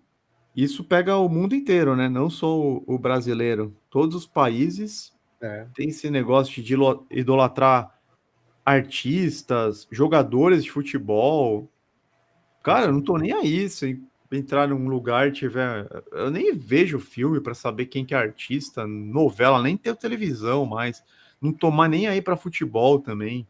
Teve uma, teve uma pessoa que era ídolo muito forte da maioria das crianças e ainda é de muitas mães de família que cresceram, né, se tornaram mães de famílias, que é a Xuxa, cara, aqui no Brasil, né?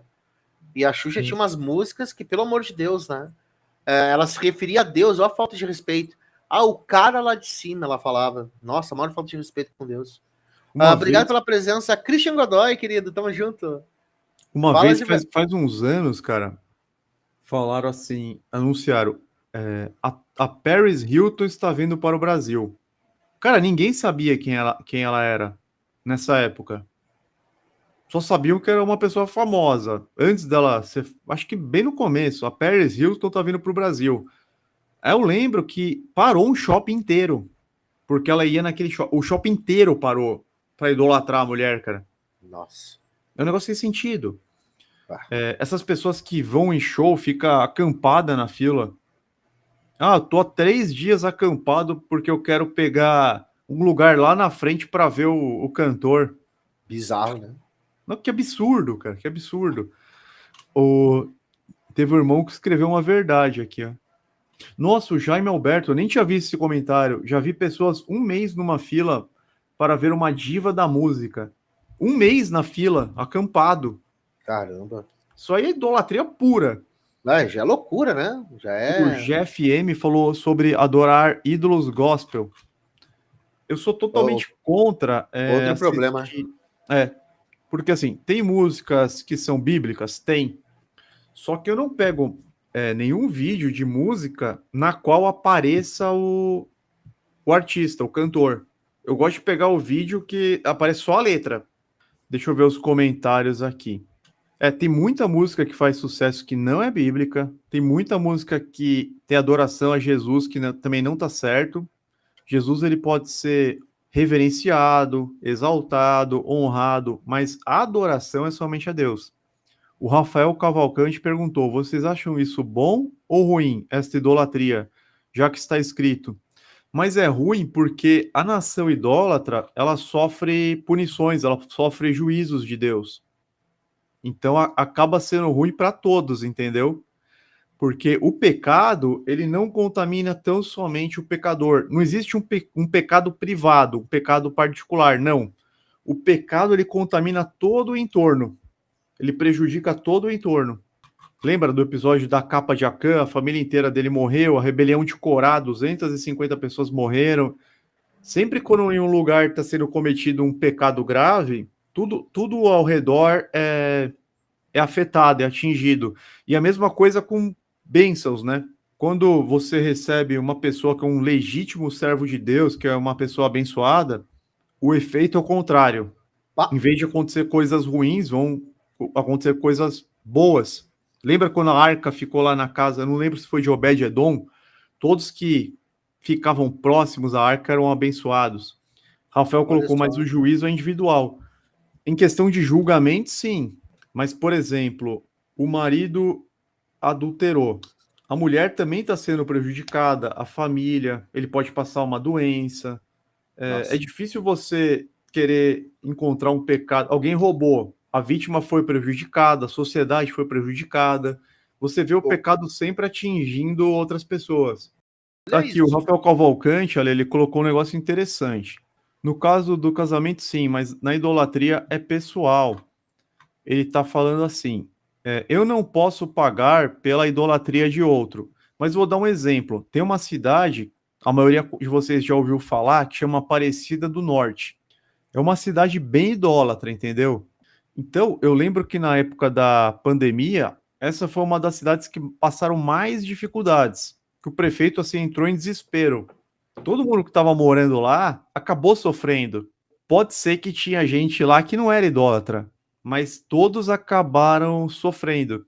É complicado, cara, porque se o pecado tá perto de você, se você tá num meio contaminado, a maçã podre acaba contaminando as boas, né? Você coloca uma maçã podre num cesto, as boas também vão acabar apodrecendo. A gente vê que não existe muito essa questão. Por exemplo, a pregação que eu fiz na terça-feira sobre Jonas. Quando Jonas entrou no barco, ele era o pecador, ele estava em desobediência a Deus. Só que todo mundo no barco perdeu as cargas. Eles tiveram que jogar fora as cargas. Todos do barco foram prejudicados, sendo que somente Jonas estava pecando. O mar ficou revolto, quase destruiu a embarcação. Todos os tripulantes, os marinheiros perderam seus bens, perderam seus pertences, porque eles jogaram na água com a esperança de poder controlar o barco, de remar no meio daquela tempestade. Todos sofreram com a tempestade, até outros barcos que estavam no mar Mediterrâneo sofreram com a tempestade, e eles nem sabiam que o problema era uma única pessoa, era Jonas. Por isso que eu falo, não tem como você pecar e assim, só atingir você. Na questão de julgamento, tudo bem. Vai lá no trono branco, não foi você que pecou. Mas na vida você acaba sendo prejudicado. Por exemplo, uma família bem estruturada, vamos supor, a criança não está pecando, mas os pais são drogados, são irresponsáveis. Então, o pecado dos pais, que são irresponsáveis, ele vai atingir aqueles filhos que não cometeram pecado algum. O Rafael colocou, é bem complexo. Sim, é muito complexo. Então você pega duas crianças, uma criança de 4 anos, uma de 6, que não fizeram nada de errado. Se os pais estiverem pecando, a casa delas vai ser uma desgraça. Elas vão passar necessidade, elas vão passar por vários problemas que elas não passariam se os pais fossem verdadeiros cristãos. É quase impossível você imaginar uma situação que exclusivamente o pecador se dá mal, que ele não atinge ninguém, assim, é quase impossível você imaginar uma situação dessa. A mesma coisa vale em sentido contrário, quando a pessoa é uma bênção. Por exemplo, todos os lugares que Jesus passava, ele era uma bênção. Ele promovia curas, ele entregava palavras, a palavra de Deus, ele realizava milagres, ele expulsava demônios, ele multiplicava pães. Então, todo lugar que Jesus passava, ele abençoava. O pecador, ao contrário, aquele pecador contumaz mesmo, aquele rebelde, todo lugar que ele passa, ele acaba trazendo alguma maldição. E geralmente esse pecador mais contumaz, ele vem acompanhado de uma legião de demônios. É bem complicado, meus irmãos. Da sequência aqui, a gente já está terminando. Gilberto, Oi. e quando é o presidente que assume um país e está nessa situação? Tem uma grande influência, porque você vê no livro de Reis e também no livro de Crônicas, quando os reis ímpios assumiam, a situação era era desfavorável à população. E quando um rei justo assumia, por exemplo, o rei Uzias, que foi um rei justo, temente a Deus, pelo menos na época do profeta Zacarias, a nação prosperou. Ele tinha o melhor exército, eles tinham segurança, eles tinham paz, tranquilidade. E geralmente quando assume um rei ímpio, um Jeroboão, um Acabe, pô, na época de Acabe, Acabe estava lá na idolatria com Jezabel, não choveu sobre a terra, Lê. Aqui, ó, mais um exemplo para os nossos irmãos, para o nosso irmão Rafael Cavalcante. Em razão da idolatria de Acabe e Jezabel, Acabe era o rei das tribos do norte, não choveu sobre o mundo inteiro. Durante 3 anos e meio. Não choveu sobre os outros países, sobre as outras nações também. Caramba. E o pecado era de Acabe, da casa de Acabe. A viúva lá de Serepta, mais um dia, ela e o filho morreriam de fome e de sede.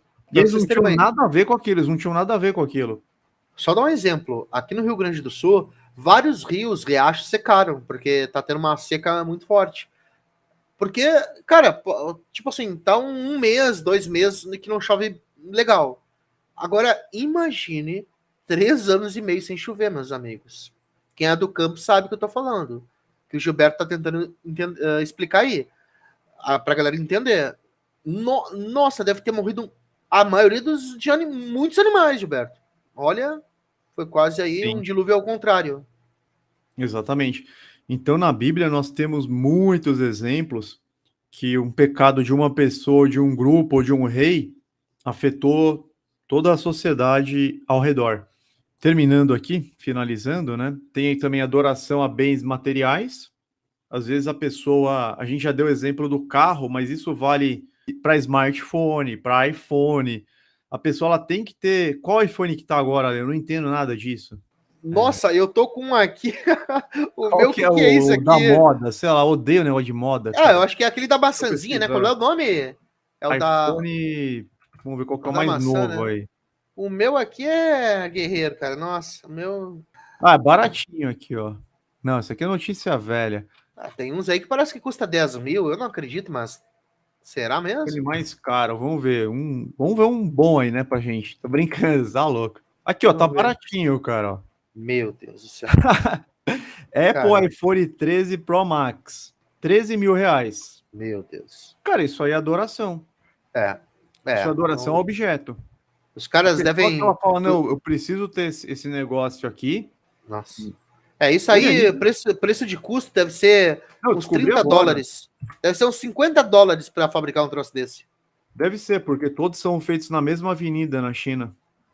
Todos são montados na mesma avenida lá na China. Olha isso. Cara, nossa. 13 mil reais. Mas, Gilberto, faltou a gente falar uma adoração ali naquela parte. E essa é complicada. E eu já passei, Sofri muito com isso. A gente comentou algumas coisas ali, só que faltou comentar o seguinte: adoração à mulher mesmo, assim. Tu ter uma namorada e tu se esquecer de tudo e Tem, viver tem, para ela, ou uma esposa. tem. Nossa, galera, eu passei por isso uma vez e prometi para mim mesmo, cara, nunca mais na minha vida eu vou ter a paixão, né, que fala, né? Porque Sim, paixão, essa palavra, ela significa literalmente sofrimento, a paixão. Por isso que fizeram aquele filme Paixão de Cristo, o sofrimento de Cristo. Então, quando sim. você está apaixonado, você está em sofrimento. E eu passei por essa desgraça, cara. Eu, nossa, velho. E eu prometi para mim mesmo, cara, não caio mais nessa aí. Posso sim, né? Devo amar minha futura esposa, né? Mas, cara, é muito complicado, né? Então, gurizada nova aí sofre com isso, né? É uma adoração, né? Uma adoração a uma pessoa, né? Adoração a uma pessoa. Aí ela É, coloca aquela pessoa acima de tudo, acima dela, acima de Deus, acima de Jesus. O foco dela é aquela pessoa. Eu não é. vivo sem essa pessoa. Cara, tem Tem suicídios, gente que né? se mata, se Tem gente que mata. se mata, toma veneno. É. Nossa, fiquei sabendo de muitos casos, muitos. É. A namorada terminou, o cara pulou da janela, o cara tomou veneno, ou às vezes a mulher que se mata. É complicado, né, Gilberto? Tem gente que tira a própria vida aí por. Ai, não vivo Sim. sem. O É Edinho adoração. Caraguá, me livrei da idolatria em futebol.